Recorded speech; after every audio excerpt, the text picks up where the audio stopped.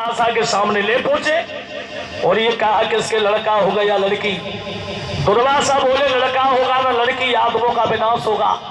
उसके पेट को खोला कि मूसल निकला, समुद्र के किनारे के साथ छोटी सी कील समुद्र में फेंक दी, छोटे छोटे कण दधारा घास बन गए।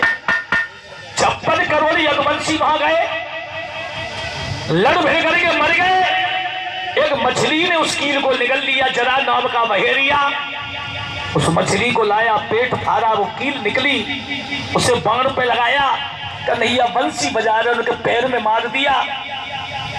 उसने निकाला तो कहा त्रेता में तू वाली था, मैं राम था, तूने मेरे मारा, अब अर्जुन को बुलाओ। अर्जुन को बुलाया, बाण को निकाला, सारी शक्ति को छीड़ कर लिया।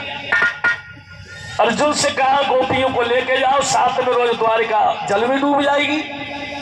भैया उसी समय अर्जुन लेकर के चले, गोपियों की लूट हो गई, स्वर्ग से विमान आया, कन्हैया परम धाम को चले गए। बोलिए वृंदावन बिहारी लाल की। माफ करें, आज कथा का 7वां दिन है। बड़ा सौभाग्य हुआ